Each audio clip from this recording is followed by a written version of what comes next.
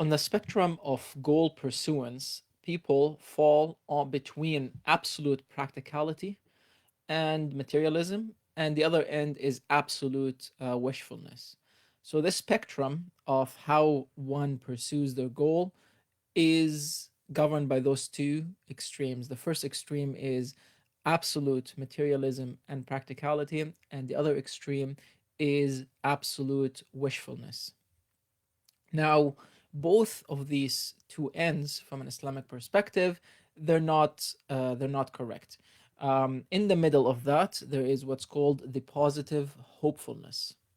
Now, let's explain these two. The absolute practicality or the absolute materialism is simply governed by the understanding and the law that if you purely work for it, you will get it. So if somebody exerts enough effort and enough strategizing and enough planning, they will get it. This is the end that speaks about absolute materialism. On the other end, the absolute wishfulness is the complete opposite of that materialism. It just says that you do not have to do anything. You just have that wishful thinking. And if you have enough hope, oh, sorry, not even hope, I want to call this term wishfulness. If you have enough wishfulness in the divine decree and in the divine providing for you, then you will get it. And that end also is not applicable or is not considered positive from an Islamic perspective. In the middle, there is hope, and that hope has the understanding of that I will do my extreme best, but I also understand that achieving that result is not guaranteed, which means that I can work very hard, I can strategize, I can plan, I can do all these things, and I have to do them because that's what the this universe that we live in is governed by. The laws of this universe that we live in are governed by certain laws and certain ways of doing things, and one of them is to put in the effort from yourself, but it's also governed by the law of probability. You could exert all the effort that you would have, and you could plan everything, strategize up to the last bit, and then still not get what you were aiming for. And this is in the middle, is the Islamic perspective. Now, what tends to happen usually is that those two extremes, the absolute materialism and the absolute wishfulness, those are usually embraced by people who have it easy, who have a very easy life. They have what they need. They're not in dire need, nor they are in dire dilemma or in dire hardship. The more of a hardship that a person faces in their life, the more they start approaching the middle way, which is basically saying, like, I'm going to do everything that I can, and I still have that hope that things will work out. Now, this spectrum can be used for both achieving materialistic or worldly goals as well as achieving spiritual goals.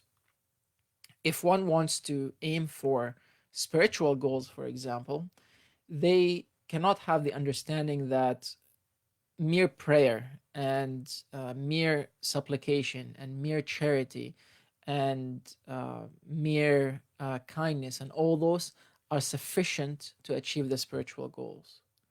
These are by themselves are good deeds and they are required deeds, but they are not the only aspect that will help a person achieve their spiritual goals. These spiritual goals could be nearness to God, could be that sense of inner peace and inner happiness. Those cannot merely and only be achieved via materialistic means. They also cannot achieve those spiritual goals via mere wishful and thoughtful approaches. Just sitting there and thinking that a person is going to achieve that inner peace and then they will just magically feel drawn to the faith and drawn to the divine. That doesn't happen just by sitting around and doing nothing. There are physical deeds that needs to be done, as well as intellectual and spiritual deeds that needs to be done to achieve those spiritual goals. Same thing for the materialistic goals. They cannot purely be based on materialistic actions, nor can they be purely based on intellectual aspects. They have to combine both.